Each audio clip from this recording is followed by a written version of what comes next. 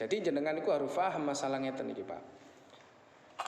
Jadi salah satunya iman itu simple. Salah satunya iman itu kita harus meyakini apa saja yang ada di dalam Al-Qur'an, baik Al-Qur'an yang bisa kita paham atau yang tidak kita bisa paham. Gitu. Kita harus meyakini, meskipun Al-Qur'an itu mboten kita paham atau sing kita paham, tetap kita harus meyakini. Seperti contoh surat Al-Baqarah. Alif Lam Mim Dzalikal kitabu la raiba fi. Teng mriki diterjemahkan Alif Lam Mim ini termasuk ayat-ayat yang kata ulama dianggap mutasyabihat gitu. Artinya kita tidak boleh memaksakan maknanya. Gitu. Kita cukup iman bahwa ini dari Allah. Ngoten mawon. Iman Alif Lam Mim iki dari Allah. Wes gak usah memaksa-maksakan untuk bikin tahu. Gitu. Ini termasuk ayat-ayat yang kita percaya bahwa ada makna yang diinginkan Allah, tapi kita nggak perlu menduga-duga apa persisnya makna itu. Paham nggih? Paham dugi mriki?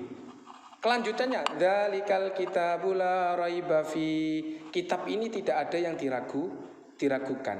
Hudal lil muttaqin, petunjuk bagi mereka yang takwa. Ya. Saat ini kalau jelaskan masalah takwa, muttaqin, kersane lebih paham malih. Hudal lil muttaqin. Muttaqin di sini dari kata kerja ittaqa yattaqi ittiqaan. Maknanya adalah menjaga diri. Nah, terus ada 3 kelas muttaqin dalam pembahasan para ulama niki, Pak. Eling-eling ditulis ya. Ada 3 kelas muttaqin dalam pembahasan para ulama. Gitu. 1, muttaqin bagi orang yang menghindari perilaku syirik atau perilaku kekafiran, sehingga menurut para ulama apapun kefasikannya seseorang mukmin atau apapun kekeliruannya orang mukmin, misalnya orang itu pernah mencuri, pernah korupsi, atau apapun saja, pokoknya ngelakoni maksiat, maka orang itu masih dianggap mukmin. Itu muttaqin sing pertama. Gitu. Muttaqin sing pertama. Karena dia masih beriman dengan la ilaha illallah Muhammadur Rasulullah. Lah ini muttaqin kelas yang paling pokok, paling bawah. Gitu. Sing kula jelasaken wae. Kemudian ada muttaqin kelas kedua, yaitu mereka menghindari dosa besar tapi tidak bisa menghindari dosa kecil. Misalnya orang itu bisa menghindari dosa zina tapi tidak bisa menghindari melihat perempuan sing boten mahramnya. Gitu. Misalnya dia niku menghindari zina, tapi dia tidak bisa menghindari SMS-an. Nah, kayak ngaten lho. WhatsApp-an. Kayak ngaten niku. Nanti melihat dia niku menghindari dosa zina tapi tidak bisa menghindari melihat perempuan sing boten mahramnya, bukan halal bagi dia. Niku muttaqin sing nomor 2. Terus ada muttaqin yang ketiga. Gitu. Muttaqin ketiga niki, ketika muttaqin yang paling ideal yaitu dia menghindari dosa besar dan juga menghindari dosa kecil. Ini muttaqin ketiga. Bahkan menghindari sesuatu yang tidak penting. Ini muttaqin yang paling ideal, yang paling bagus. Lah ini dalam pembahasan ulama dia disebut para wali atau para ulama muttaqin yang ini. Yang disebutkan dalam ayat ala inna auliya Allahi la khaufun alaihim wa la hum yahzanun. Nah, niki penting kula jelaskan masalah kelas-kelas muttaqin kayak ngeten niki, Pak. Gitu. Bahwa muttaqin tidak pernah keluar dari status iman meskipun dia pernah melakukan kesalahan besar. Meskipun panjenengan niku nglakoni kesalahan besar, jenengan tetap disebut muttaqin. Karena yang dikatakan mukmin adalah siapapun yang meyakini kebenaran risalah yang dibawa Kanjeng Nabi, berarti dia disebut mukmin. Simple. Soal dia melakukan dosa besar atau apa saja itu hanya menjadikan dia fasik ngoten tok, tapi tidak keluar dari status mukmin. Gitu. Ini yang dimaksud dalam hadis man qala la ilaha illallah dakhalal jannah. Siapapun yang melafadzkan la ilaha illallah maka dia masuk surga. Kemudian ada beberapa pertanyaan dari para sahabat Nabi.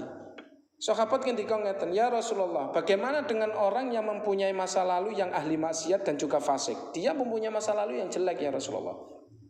Kanjeng Nabi tetap ngendika, meskipun dengan masa lalu yang macam-macam, dia tetap berstatus mukmin. Meskipun dia welek pian, tetap dia berstatus mukmin. Sebab itu masalah niki perlu dikaji serius. Sebagaimana ada di tafsir Sawi, gitu, bahwa muttaqin itu dari kata kerja ittaqa yattaqi ittiqaan atau ittaqa yattaqi takwan.